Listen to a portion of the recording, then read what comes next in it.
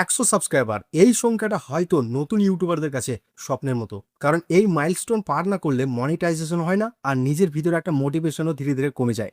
কিন্তু একটা বাস্তব সত্যি বলি, বেশিরভাগ মানুষ এই জায়গায় পৌঁছাতে পারে না। কেউ 50-এ থেমে যায়, কেউ 100-তে থেমে যায়, আবার কেউ 200-তে এসে আটকে যায়। তারপর যতই ভিডিও আপলোড করো, গ্রোথ আর এগোয় না। আর এই ফেজটা আমিও খুব ভালো করে বুঝি, কারণ এখনো আমার 1000 সাবস্ক্রাইবার পূরণ হয়নি। তাই এই রকম ইনফরমেটিভ ভিডিও আরও যদি তোমরা পেতে চাও, তো অপেক্ষা না করে আমারও চ্যানেলটাকে সাবস্ক্রাইব করো এবং ভিডিওতে একটা লাইক করো। তাই আজকে আমি তোমাকে সেই 5টা গুরুত্বপূর্ণ বিষয় বলবো, যেগুলো জানলে তোমার চ্যানেলের গ্রোথ নিশ্চিতভাবে বাড়বে। প্রথমে আছি সবচেয়ে বড় ভুলে, সাবস্ক্রাইবার কেনা। অনলাইনে তুমি অনেক অফার দেখবে, 500-তে 1000 সাবস্ক্রাইবার, গ্যারান্টেড গ্রোথ ইত্যাদি। দেখতে শর্টকাট মনে হলেও আসলে এটা তোমার চ্যানেলের জন্য বিষের মতো কাজ করে। কারণ এই সাবস্ক্রাইবারগুলো আসল না, বট বা র্যান্ডম অ্যাকাউন্ট। তারা তোমার ভিডিও দেখে না, লাইকও করে না, কমেন্টও করে না, ফলে তোমার ভিডিওতে এঙ্গেজমেন্ট একেবারে শূন্য হয়ে যায়। আর ইউটিউব তখন ধরে নেয় তোমার কন্টেন্ট ভালো না। উপরন্তু ইউটিউব খুব সহজে খুঁজে ফেলে ফেক অ্যাক্টিভিটি। অনেক সময় এর জন্য চ্যানেল শ্যাডো ব্যানও হয়ে যেতে পারে। মানে তুমি ভিডিও দিচ্ছ কিন্তু সেটা কারো সামনে যাচ্ছে না। তাই শর্টকাট নিতে গিয়ে নিজের চ্যানেলকে ডুবিও না। যদি একটু বুস্ট নিতে চাও, তাহলে ইউটিউবের নিজস্ব প্রমোশন ব্যবহার করতে পারো। এতে রিয়েল মানুষ তোমার ভিডিও দেখে আর তাদের মধ্যে কিছু সাবস্ক্রাইবারও করে। খরচ একটু বেশি হলেও এটা একটা সেফ। মানে ধরো একটা সাবস্ক্রাইবার তোমার 10 টাকা পড়ে যাবে, মানে 1000 সাবস্ক্রাইবার মিনিমাম তোমার ওই 10,000টা 10,000 টাকা পড়ে যাবে। কিন্তু এখানে ইউটিউব গ্যারান্টি তোমাকে পানিশ তো করবেই না। দ্বিতীয় গুরুত্বপূর্ণ বিষয় হচ্ছে নিজের নিজ ঠিক না করা। আজ গেমিং, কাল কুকিং, পরশু টেক, এইভাবে চললে ইউটিউব বুঝতেই পারবে না তোমার অডিয়েন্স কারা। ফলে ঠিক মতো ভিডিও রেকমেন্ডেড হবে না। তাই একটা নির্দিষ্ট টপিক বা অন্তত একটা ব্রড ক্যাটাগরি বেছে নাও। যেমন অনলাইন ইনকামের মধ্যে তুমি বিভিন্ন সাব টপিক কভার করতে পারো। আর একটা জিনিস মনে রাখবে, মানুষ শুধু টপিক না, তোমার স্টাইল আর পার্সোনালিটিকেও ফলো করে। তাই ধীরে ধীরে তোমার নিজের একটা আইডেন্টিটি তৈরি করো। তৃতীয় বিষয়টা হচ্ছে প্রতিটা ভিউয়ারকে নতুন ধরে নাও। তুমি ভাবতে পারো সবাই তোমাকে আগে থেকেই চেনে, কিন্তু আসলে প্রতিটা ভিডিওতে নতুন ভিউয়ারই বেশি থাকে। যদি তুমি ধরে নাও তারা সব জানে আগে থেকেই, আর সরাসরি জটিল কথা বলা শুরু করো, তাহলে তারা বুঝবে না এবং ভিডিও ছেড়ে চলে যাবে। তাই সবসময় সহজ ভাষায় বেসিক থেকে বোঝাও। এমনভাবে বলো যেন একদম নতুন মানুষ তোমার ভিডিওটা দেখে বুঝতে পারে তোমার ভাষা। চতুর্থ বিষয় হচ্ছে সরাসরি সাবস্ক্রাইবার করতে বলা। অনেকেই ভাবে মানুষ নিজে থেকে সাবস্ক্রাইবার করবে, কিন্তু বাস্তবে কাউকে বললে তবে সে অ্যাকশন নেয়।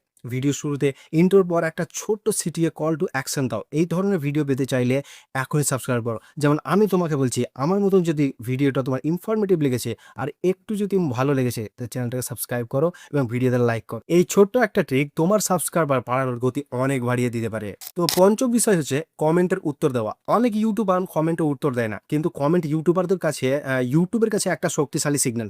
যত বেশি কমেন্ট তত বেশি একটা এঙ্গেজমেন্ট। আর তুমি যদি রিপ্লাই দাও, তাহলে অডিয়েন্সের সাথে একটা সম্পর্ক তৈরি হয়। বিশেষ করে ভিডিও আপলোডের পর প্রথম 1 থেকে 2 ঘন্টার মধ্যে যত কমেন্ট আসে, সেগুলো দ্রুত উত্তর দাও। এতে ইউটিউব বুঝতে পারে ভিডিওটা ইন্টারেস্টিং।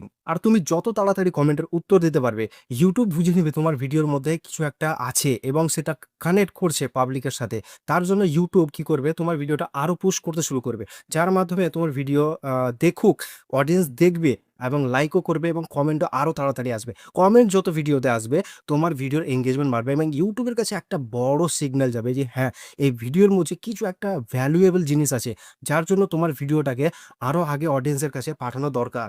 এবার শেষে আসি সবচেয়ে গুরুত্বপূর্ণ জায়গায়, সেটা হচ্ছে ভিডিওর আইডিয়া। যদি তোমার আইডিয়া দুর্বল হয়, তাহলে যতই ভালো এডিটিং করো, ভিডিও চলবে না। ধরো তুমি দারুণ চা বানালে, কিন্তু তোমার দোকান বসালে একদম মরুভূমিতে, কেউ কিনবে না। আবার সাধারণ চা হলেও যদি ভিড়ের জায়গায় দোকান দাও, সেটা বিক্রি হবেই। একটা সাধারণ ব্যাপার, মরুভূমিতে কোনো একটা ভিড় নাই, সেখানে যদি তুমি চা বিক্রি করতে যাও, কে দেখবে তোমার চা বা কে কিনবে তোমার চা? কিন্তু সেই চায়ের দোকান যদি তুমি একটা ভিড়ের মধ্যে বিক্রি করো, একটা না দুটো তো খদ্দের আসবেই এবং তোমার জিনিসটা তো বিক্রি হবেই। ইউটিউবেও সেই একই নিয়ম, যেখানে ডিমান্ড বেশি সেই টপিক বেছে নাও। সব মিলিয়ে মনে রাখো 3টা জিনিস: প্রথমে ভালো আইডিয়া, তারপর আকর্ষণীয় টাইটেল ও থাম্বনেল, তারপর ইন্টারেস্টিং কন্টেন্ট। এই 3টা ঠিক থাকলে 1000 সাবস্ক্রাইবার আর খুব দূরে থাকে না। তাই যত তাড়াতাড়ি পারো এই 3টে জিনিসকে ইমপ্রুভ করার চেষ্টা করো। বিশেষ করে থাম্বনেলটা বলে যে ক্লিক থ্রু রেট না দেখলে ইউটিউব ভালো করে তোমার ভিডিও পুশ করে না। এটাও এক পক্ষে ঠিক, কিন্তু এখন ইউটিউব তোমার অডিয়েন্স বেসড হিসেবে তোমার ভিডিওটাকে অডিয়েন্সের কাছে পাঠায়। যদি তোমার অডিয়েন্স রিটেনশন একটু কমে যায়, তাহলে ইউটিউবের কাছে একটা বড় সিগন্যাল যায় যে না, এই ভিডিওর মধ্যে কোনো ভ্যালু কন্টেন্ট নাই।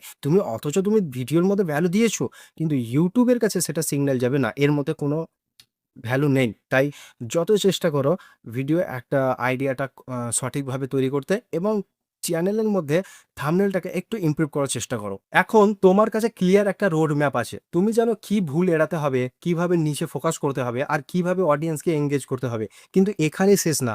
1000 সাবস্ক্রাইবের পাশাপাশি 4 ঘন্টার ওয়াচ টাইমটাও দরকার তোমার। আর সেটা পেতে হলে ভিডিও ভাইরালও করতে হয়। তাই পরের স্টেপ হলো কিভাবে ভিডিও ভাইরাল করা যায় সেটা শেখা। তো 4000 ঘন্টা কি করে তাড়াতাড়ি পূর্ণ করা যায় বা ভিডিও কিভাবে ভাইরাল করা যায় সেই বিষয় নিয়ে যদি তোমরা একটা ভিডিও চাই অবশ্যই কমেন্ট করো। আমি সেই ভিডিও তোমাদের সামনে অবশ্যই নিয়ে আসবো। আর কথাতে আছে যে শিক্ষার শেষ নাই। তাই আমিও রিসার্চ করে সমস্ত কিছু শিখছি আর তোমাদেরকেও শেখানোর চেষ্টা করছি। তাই যদি এইরকম আরও ইনফরমেটিভ ভিডিও তোমরা পেতে চাও তো চ্যানেলটাকে সাবস্ক্রাইব করো এবং ভিডিওতে লাইক করো। আবার দেখা হবে নতুন কোনো ইনফরমেটিভ ভিডিও নিয়ে।